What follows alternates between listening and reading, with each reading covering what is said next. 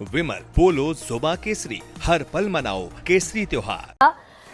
ये उत्तर प्रदेश को लेकर बवाल मच रहा है, बंगाल को लेकर बवाल मच रहा है। मेरा सीधा सिंपल सवाल आपसे ये है, चुनाव आयोग ने आज प्रेस रिलीज में कहा कि 99.74% फॉर्म बंट भी गए, कलेक्ट भी हो गए और डिजिटाइजेशन आधे से ज्यादा पूरा हो गया। तो फिर ये 7 दिन की मियाद बढ़ाने की जरूरत क्यों पड़ रही है चुनाव आयोग को, जो अखिलेश यादव मांग कर रहे थे? यानी सेल्फ डिक्लेरेशन है कि समय का अधूरा रह गया, चुनाव आयोग के हिसाब से कम था समय। सभी को नमस्कार। पहली बात तो गरिमा जी, ये सवाल का जवाब चुनाव आयोग दे पाएगा, मैं उनकी प्रवक्ता नहीं हूं, लेकिन जितना अगर मैं एक एज अ पॉलिटिशियन समझती हूं तो मुझे ऐसा लगता है जो ये लगातार कंप्लेंट्स आ रही थी कि ज्यादा वर्क प्रेशर है, काम नहीं हो रहा, और ये लोग अगर कह रहे हैं कोई शिकायतें हैं तो हो सकता है।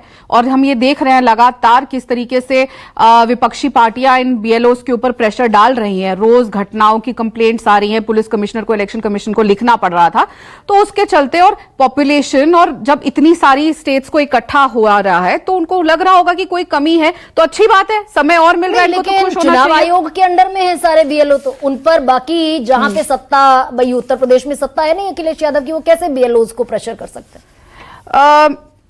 उसकी क्या जरूरत है? धमकाने के लिए, डराने के लिए, गुंडागर्दी करने के लिए इसमें क्या है? प्रेशर बना रहे हैं। अब देखिए, अब मैं एग्जांपल देती हूं, मतलब आपके राज्य में, उत्तर प्रदेश में जहां योगी का शासन है, मैं बताती हूँ कैसे प्रेशर है। ये सामने क्या फोटो है, अखिलेश यादव अपना फॉर्म बीएलओ को दे रहे हैं, और मैं इस बात की सराहना करती हूँ कि और भी नेताओं को ऐसे आके एग्जाम्पल सेट करना चाहिए, स्वयं अपना फॉर्म बीएलओ को देना चाहिए। अब ये होता है एक जिम्मेदार विपक्ष। नहीं, लेकिन दूसरी ओर, अब यही जवाब दे रही हूं, दूसरी ओर गैर जिम्मेदार विपक्ष ये होता है जो अराजकता फैलाने की कोशिश करता है। जैसे इनके प्रवक्ता यहां कह रहे थे कि भाई जैसे आपने भी गिनवाया, खेत का नाम कट जाएगा, गांव का नाम, आपका घर छिन जाएगा। जैसे हमने देखा था लोकसभा चुनाव में भी क्या क्या बोला गया था।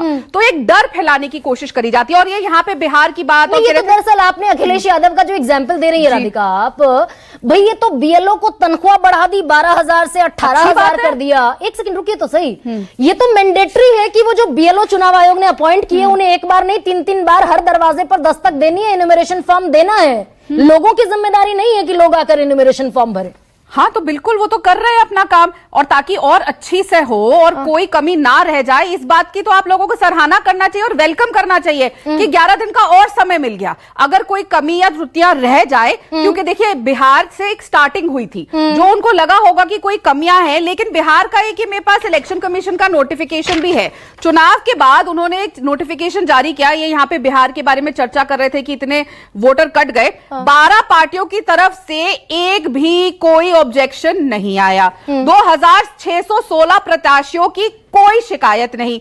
243 विधानसभा क्षेत्रों में कहीं नहीं मिली गड़बड़ी। अगर कुछ गड़बड़ी थी, अगर वोट कटे थे, दिखाइए कंप्लेंट एक। नहीं, अच्छा एक सेकंड बिहार पर आएंगे राधिका भाई। अभी बिहार में तो इलेक्शन हो गया जी। ये जो अब प्रेजेंट एसआईआर हो रहा है, राजीव राय चिट्ठी लिखकर बैठे हैं पिछले 48 घंटे से, और बाकायदा सीईसी को चिट्ठी लिखी है। भाई एक सांसद चुनाव आयोग को चिट्ठी लिख रहा है कि 20,20,000 वोटर कट गए, आप हमें बाकायदा दे दीजिए बूथ वाइज लिस्ट, हम पर्सनली जाकर उसको क्रॉस चेक कर लेंगे। इसको देने में क्या एतराज है चुनाव? गरिमा जी, इसका जवाब तो आपने खुद ही सवाल में पूछ लिया था इनके प्रवक्ता से कि अभी तो प्रोसेस चल रहा है, अभी कौन सा पहला राउंड खत्म हो गया है। अगर कटे होंगे नाम तो सामने आ जाएगा। जैसा मैंने कहा, कोई कंप्लेंट नहीं थी। आपने और मैंने बथेरी डिबेट्स करी बिहार पे, क्या एक भी इनके पार्टी के टीम मेंबर, जैसे ऐसी ही लिस्ट वहां पे भी प्रोवाइड हुई थी जब लिस्ट बनी थी, अभी तो कंपाइलेशन चल रही है, जब वो प्रोसेस होगा I am sure election commission देगी, ठीक है। लेकिन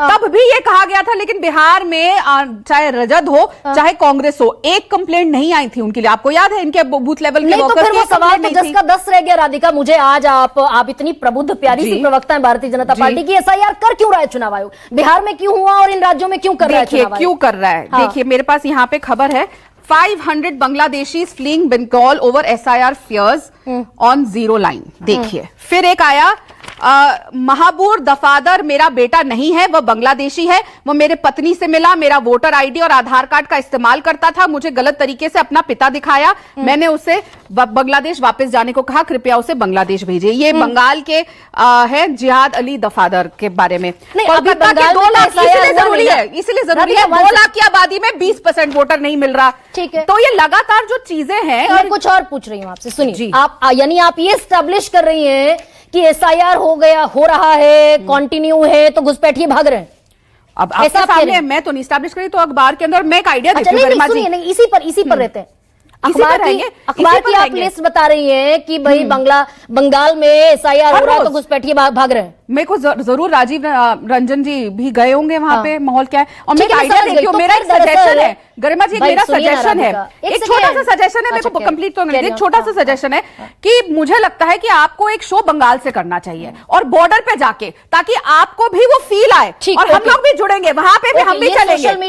सोशल मीडिया दरअसल आजकल जहन पे चस्पा, राधिका मैं तो कह रही हूँ तो टीवी पे आएगा ना शो, तो सोशल मीडिया पे थोड़ी आएगा। सुन तो लीजिए, लाइव शो वहां से करना चाहिए। इस तरह के बयान सोशल मीडिया पर एक दरअसल हेवॉक के लिए बड़े मुफीद हो जाते हैं। मैं आपसे बड़ा अब चोट के बावजूद बीएलओ ने सारे फॉर्म भरवा दिए, अच्छी काम हो रहा है। बीजेपी की राष्ट्रीय प्रवक्ता, क्या बीजेपी की प्रबुद्ध, समझदार, इंटेलिजेंट, हार्ड वर्किंग, ऑनेस्ट प्रवक्ता मुझे बता सकती है भाई बंगाल में शुरू हुआ, भाग रहे हैं लोग, आप अखबार की कटिंग दिखा रही हैं। बिहार में तो एसआईआर पूरा हो गया, उस पर चुनाव हो गए, कितने घुसपैठिए निकाले।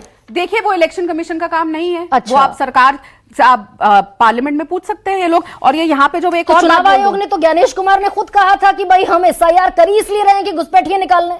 भाई वो उनका काम नहीं है कि घुसपैठियों को बाहर निकाला जाए। ये बात ये कई बार हो चुकी है। नहीं, बाहर निकालने की नहीं, कम से कम वोटर लिस्ट में कितने थे। 10 सेकंड, आप जितना लंबा आपका सवाल है उतना मेरा जवाब भी होने दीजिए। लंबा सवाल पूछती नहीं भाई, ये तो बता, बाहर मत निकाल। अरे चलिए, जितना छोटा सवाल है उतना छोटा जवाब, तो चलो पहले सवाल कर लो, बाहर तो होम मिनिस्ट्री निकाल देगी, मैंने आपकी बात मान ली, लेकिन इलेक्टोरल रोल में वोटर लिस्ट में कितने घुसपैठिए थे वो कम से कम नंबर तो आता सामने।